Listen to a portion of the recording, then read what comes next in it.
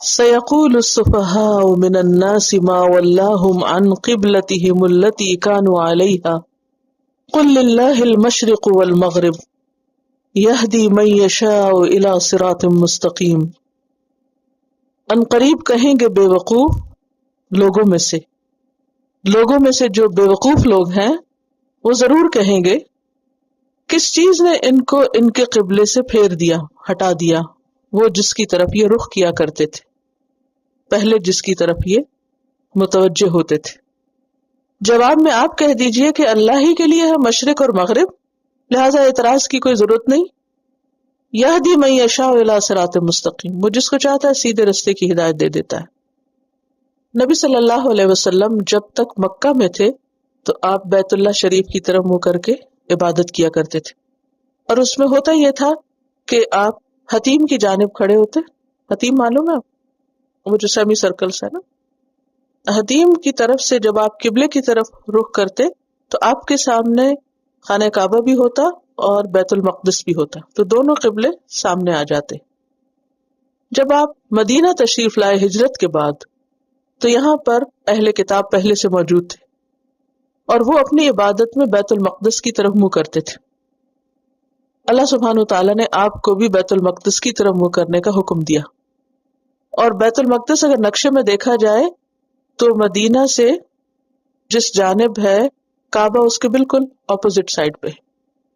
اب اگر آپ بیت المقدس کی طرف منہ کرتے تو پھر کعبہ کس طرف ہو جاتا؟ بیک پہ ہو جاتا۔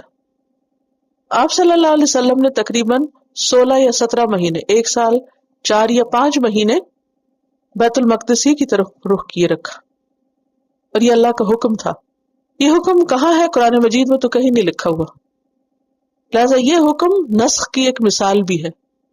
پیچھے آپ پڑھ چکے نا، ما ننسخ من آیت او ننسها نأتی بخیر منہا او مثلہا۔ اب یہ حکم اور لفظ دونوں ہی یہاں منسوخ ہو رہے ہیں۔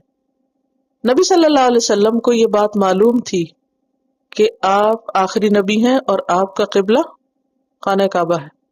یہود کو بھی یہ بات معلوم تھی، ان کی کتابوں میں لکھا ہوا تھا کہ آخری نبی کا قبلہ خانہ کعبہ ہوگا۔ اس لیے آپ صلی اللہ علیہ وسلم بار بار آسمان کی طرف نظر اٹھا کے دیکھتے، جبریل علیہ السلام کے آنے کا انتظار کرتے کہ وہ وحی لائے اور اس وحی میں یہ حکم ہو کہ آپ اب اپنا قبلہ خانہ کعبہ کو بنا لیں۔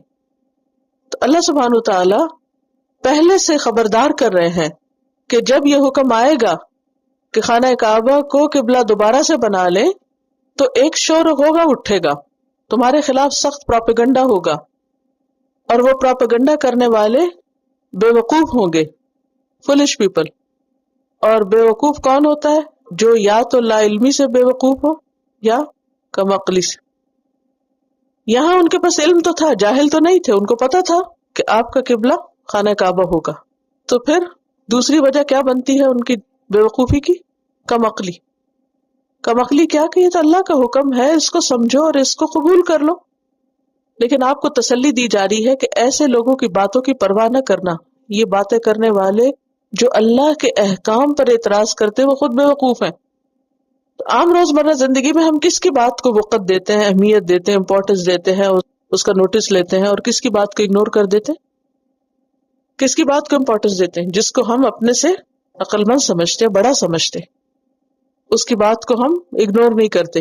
اور جو بے وقوف ہوتا ہے اس کی بات سن کے ہم کیا کہتے ہیں؟ اوہ بے وقوف، چھوڑو، اس کی باتوں کی کیا ویلیو، اگنور کر دیتے ہیں۔ تو یہاں بھی انڈائریکٹلی یہ کہا جا رہا ہے کہ ایسا پروپیگنڈا تو ہوگا، لیکن تم ان کو سفہا سمجھ کر کیا کرنا؟ اگنور کر دینا، ان کے اس پروپیگنڈے کو زیادہ اہمیت نہ دینا۔ سيقول السفهاء